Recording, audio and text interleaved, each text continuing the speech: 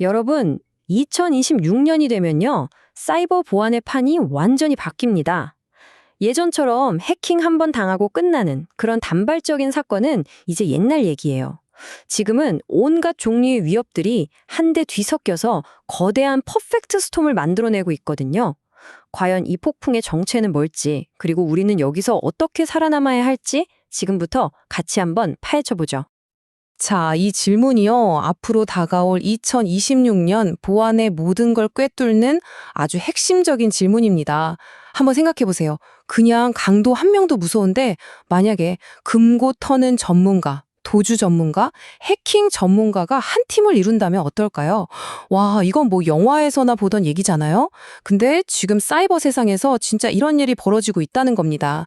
랜섬웨어, 피싱, 데이터 유출, 이런 것들이 따로따로 움직이는 게 아니라 서로서로 도우면서 훨씬 더 큰 피해를 만들어내고 있는 거죠. 그래서 전문가들이 여기에다가 아주 무시무시한 이름을 붙였어요. 바로 복합 시스템 리스크입니다. 이게 뭐냐면요. 마치 바이러스 A가 있는데 여기에 바이러스 B가 합쳐지니까 독성이 막 10배, 100배로 강해지는 거예요. 그런 거랑 똑같습니다. 어느 한 군데만 막는다고 해결되는 게 아닌 거미줄처럼 복잡하게 얽혀버린 위협. 이게 바로 우리가 마주해야 할 새로운 현실입니다. 이젠 정말 사이버 보안을 그냥 IT 부서 일이라고 생각하면 큰일 나는 시대가 왔습니다. 왜냐하면요, 데이터 유출 한 번에 우리 회사랑 거래하는 모든 회사가 마비될 수 있고, 랜섬웨어 공격 한 번에 도시 전체 전기가 나가버릴 수 있거든요.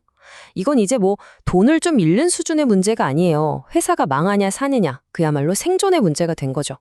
그래서 이제 이 사회에서 가장 먼저, 가장 심각하게 다뤄야 할 핵심 경영 문제가 된 겁니다. 자, 그럼 도대체 뭐가 이런 멍청난 변화를 만들어냈을까요? 그 주범이 있습니다. 바로 AI예요. AI.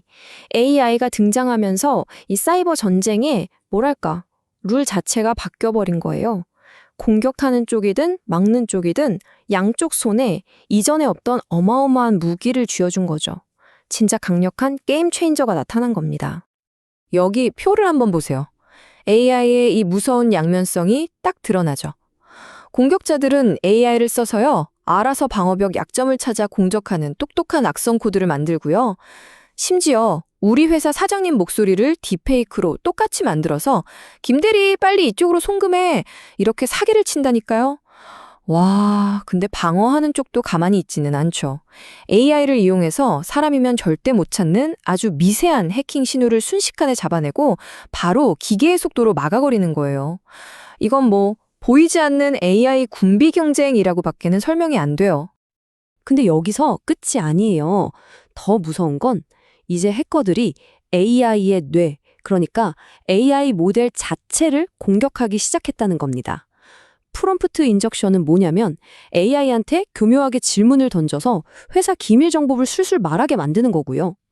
데이터 포이즈닝은 아예 AI가 배우는 데이터에 독을 타서 AI를 바보로 만들어버리는 거예요. 근데 진짜 무서운 건 따로 있어요. 바로 섀도우 AI입니다. 이게 뭐냐? 직원들이 회사 몰래 쓰는 AI 툴들이에요. 편하니까 막 쓰는데 이게 우리도 모르는 사이에 회사 내부에 엄청난 보안 구멍을 만들어내고 있는 거죠. 자, 지금까지는 AI가 공격 기술을 어떻게 바꿨는지 봤잖아요? 그럼 이제는 공격 비즈니스가 어떻게 진화했는지 한번 보죠. 그 주인공은 바로 랜섬웨어입니다. 여러분, 랜섬웨어 하면 아직도 뭐 후드티 뒤집어 쓰고 어두운 방구석에서 혼자 키보드 두드리는 그런 해커 생각하시면 절대 안 됩니다. 완전 옛날 얘기예요. 지금의 랜섬웨어는요, 그냥 거대한 범죄 산업이 됐어요. 조직적으로 움직이는 카르텔이라니까요. 이 사람들이 만든 비즈니스 모델이 진짜 기가 막힙니다. 서비스형 랜섬웨어, 줄여서 RAAS라고 부르는데요. 여기 그림 보시면 딱 감이 오죠? 완전 프랜차이즈 사업이에요. 본사 역할을 하는 카르텔이 랜섬웨어 프로그램부터 뭐 협상 사이트까지 공격에 필요한 모든 걸 다 만들어서 제공해요. 그럼 가맹점 같은 다른 범죄 조직들이 이걸 돈 내고 빌려서 공격에 쓰는 거죠. 그리고 돈 뜯어내면 본사랑 가맹점이랑 나눠 갖는 겁니다. 와, 이러니까 이제 뭐 코딩 기술 하나도 없는 사람도 그냥 구독만 하면 랜섬웨어 공격을 할 수 있는 세상이 된 거예요. 자, 이렇게 산업화가 되니까 랜섬웨어 시장이 완전히 달라졌어요. 일단 너도 공격을 할 수 있게 되니까 아주 공격적인 소규모 그룹들이 우후죽순 생겨났고요. 심지어는 특정 국가의 지원을 받는 해커들까지 부업으로 돈 벌려고 이 시장에 뛰어들고 있습니다. 그리고 또 하나의 변화는 대기업들은 이제 방어가 너무 튼튼하잖아요. 그러니까 공격자들이 눈을 돌리기 시작한 거예요. 어디로? 상대적으로 보안이 약한 중소기업들로요. 요즘 중소기업들이 집중 공격을 받는 이유가 바로 이겁니다. 바로 이게 공격자들의 가장 무서운 새로운 전략입니다. 생각해보세요. 해커 입장에서 100개 회사를 뚫으려고 100번 공격하는 게 효율적일까요? 아니죠.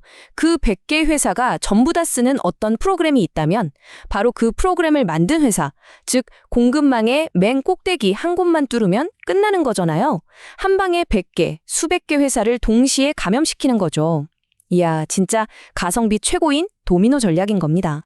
지금까지 얘기한 공급망 공격이 기업들 얘기였다면 이제는 스케일이 훨씬 더 커집니다. 우리 사회 전체를 움직이는 거대한 공급망, 바로 핵심 인프라가 공격받기 시작했어요. 무슨 얘기냐?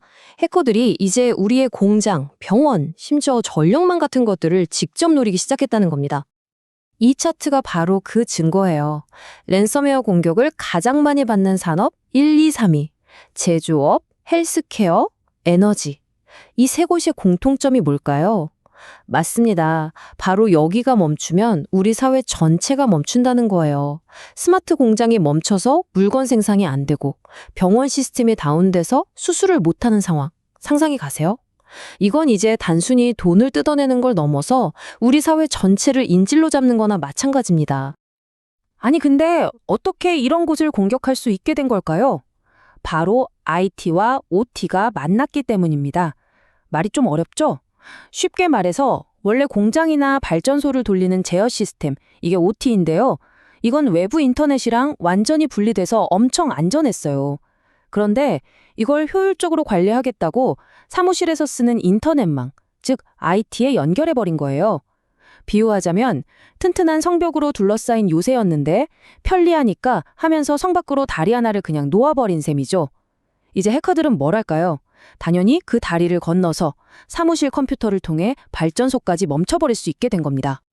자, 지금까지 우리가 마주한 이 거대한 퍼펙트 스톰의 실체를 들여다봤습니다. 얘기만 들으면 좀 암울하죠? 하지만 방법이 없는 건 아닙니다. 지금부터 이 폭풍 속에서 살아남을 수 있는 우리에게 필요한 새로운 방어 법칙들을 하나씩 장착해 보도록 하죠. 그 첫 번째 핵심 전략, 바로 제로 트러스트입니다. 0을 뜻하는 제로, 신뢰를 뜻하는 트러스트. 말 그대로 아무도 믿지 않는다는 뜻이에요. 예전에는 성 안은 안전하고 성 밖은 위험하다 이런 생각이었잖아요. 이제 그런 거 다 버려야 합니다. 새로운 원칙은 딱 하나예요. 절대 믿지 말고 무조건 검증하라. 우리 회사 직원이든 협력업체든 심지어 바로 내 옆자리 동료가 접속하려고 해도 혹시 모르니까 일단 의심하고 철저하게 확인하는 겁니다. 두 번째 전략은 아주 간단 명료합니다. AI 공격은 AI로 막는다는 거예요. 아까 제가 AI 군비 경쟁이라고 말씀드렸죠? AI를 무기로 한 공격은요, 사람이 반응하는 속도를 아득히 뛰어넘습니다. 우리가 막 이메일 확인하고 보고서 쓸 때 AI 해커는 수만 번 공격을 시도할 수 있어요. 그러니까 우리도 똑같이 AI를 방패로 써야 합니다. 위협을 미리 예측하고 자동으로 막아내는 기계의 속도로 싸워야 한다는 거죠. 그리고 마지막, 어쩌면 가장 중요한 전략일 수 있습니다. 바로 사이버 복원력입니다. 이건 뭐랄까, 생각의 전환에서부터 시작해요. 절대 뚫리지 않는 완벽한 방패를 만들겠다, 이런 생각을 버리는 겁니다. 왜냐?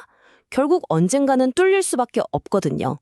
중요한 건 그게 아니에요. 진짜 중요한 건 공격을 당해서 한 대 맞았을 때 얼마나 빨리 툭툭 털고 일어나서 다시 정상으로 돌아오느냐, 바로 이 회복력입니다. 이 사이버 복원력이라는 게 그냥 뭐 비싼 보안 장비 들어놓는다고 생기는 게 절대 아니에요.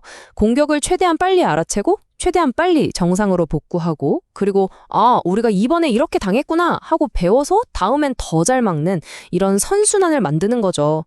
그리고 제일 중요한 건요, 이게 보안팀 혼자서 할 수 있는 일이 아니라는 거예요.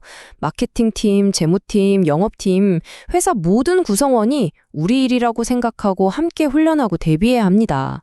말 그대로 조직의 DNA로 만들어야 하는 거죠.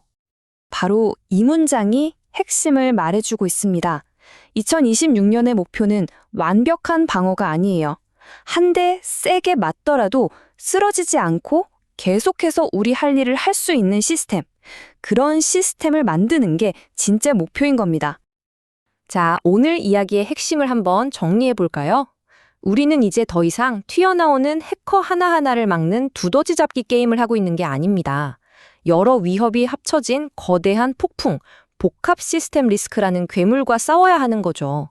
그리고 이 괴물과 싸우기 위해서는 제로 트러스트, AI 기반 방어, 그리고 사이버 보관력, 이 세 가지 기둥을 단단하게 엮어서 하나의 통합된 방어 시스템을 만들어야만 합니다. 마지막으로 여러분께 이 질문을 던지고 싶습니다. 곧 닥쳐올 2026년의 거대한 폭풍 앞에서 여러분의 조직은 딱딱해서 뚝 하고 부러지게 만들어져 있나요? 아니면 유연해서 충격을 흡수하고 휘어지도록 만들어져 있나요? 그 답을 찾는 것은 이제 여러분의 몫입니다.